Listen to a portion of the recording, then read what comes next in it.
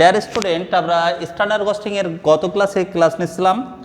এবার আজকে যে ম্যাথটা করব এটা আছে অল ডিপার্টমেন্টে এসে 10 সালে, থার্ড ইয়ারে ম্যানেজমেন্টে 16 সালে এসে, অ্যাকাউন্টিংয়ে 18 সালে প্রশ্নটা এসে। এই প্রশ্নটা আমি ক্লাসেও করাইছি, তো আজকের ক্লাসেও আমি আবার করাচ্ছি। বলছে স্ট্যান্ডার্ড ডাটা 100 কেজি ম্যাটেরিয়ালে ফিনিশড হয়েছে 70 KG, the price of material আছে 10, আর অ্যাকচুয়াল আউটপুট আছে 2,10,000, ম্যাটেরিয়াল ইউজড আছে 2,80,000, কস্ট অফ ম্যাটেরিয়াল আছে 25,20,000। তো আমি রিকোয়ারমেন্টে বলছে material cost variance, material price variance, material usages variance, এই তিনটা জিনিস টপিক্সটা বের করতে বলছে। আমরা ওয়ার্কিংটা আগে করে নিই, কারণ আমাদের স্ট্যান্ডার্ড কস্টিং না জানলে অঙ্ক করা যায় না। তো স্ট্যান্ডার্ড কস্টিং আমাদের যে আউটপুট থাকবে সেই আউটপুটকে ফিনিশ যতটুকু হবে তত দিয়ে ভাগ। তা ফিনিশ এখানে হয়েছে মাত্র 70, আর টোটাল ছিল 100, তাই 100 দিয়ে আমরা গুণ, 70 দিয়ে ভাগ আর 100 দিয়ে গুণ করলে এটা 3 লক্ষ হয়, এটা 3 লক্ষ হয়। এবং স্ট্যান্ডার্ড প্রাইসটা উল্লেখ করা আছে 10 টাকা, এসপি আছে 10 টাকা। অ্যাকচুয়াল কোয়ান্টিটি যেটা ইউজড হবে সেটাই 2,80,000 আমাদের দেওয়া আছে, ইউজড ম্যাটেরিয়াল ইউজড বলে ব্যবহার করা আছে। এবার অ্যাকচুয়াল কোয়ান্টিটিটা আমাদের দেওয়া নেই, অ্যাকচুয়াল কোয়ান্টিটি দেওয়া আছে, আর অ্যাকচুয়াল প্রাইসটা কস্ট অফ ম্যাটেরিয়ালের যে মূল্য আছে ইউজড দিয়ে ভাগ করলেই আমাদের অ্যান্সারটা চলে আসবে। 25,20,000কে আমরা অ্যাকচুয়াল ব্যবহার করেছি 2,80,000 ইউনিট, এটা দিয়ে ভাগ করলে আমাদের 9 আসে। তাহলে ডিয়ার স্টুডেন্ট, আমাদের ওয়ার্কিংটা অলরেডি বেরিয়ে গেছে।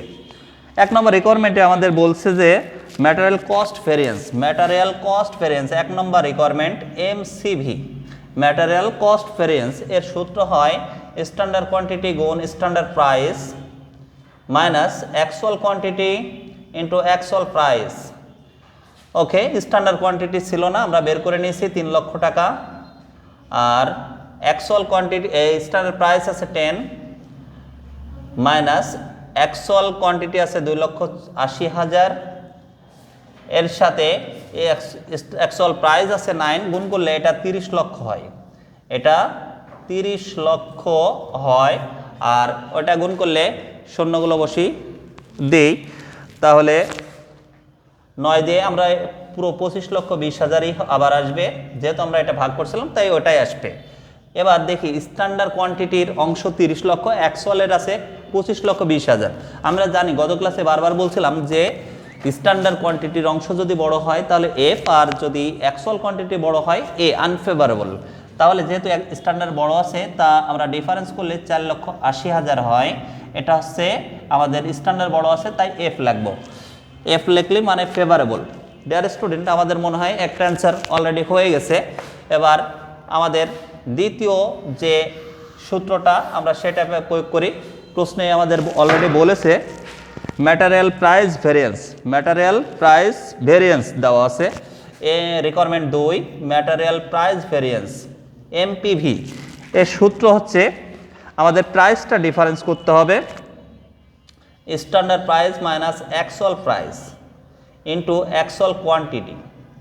আমরা স্ট্যান্ডার্ড প্রাইস অলরেডি জানি 10 মাইনাস অ্যাকচুয়াল প্রাইস জানি 9, অ্যাকচুয়াল কোয়ান্টিটি আমরা বের করেছি 2,80,000।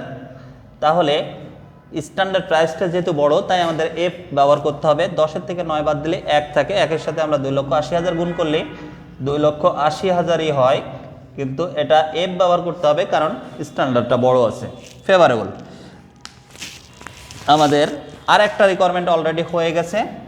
3 নম্বর রিকোয়ারমেন্টে বলছে material cost variance, material cost variance দেওয়া আছে M usages variance MUV, material usages variance তার সূত্র হচ্ছে standard quantity minus actual quantity গুণ স্ট্যান্ডার্ড প্রাইস।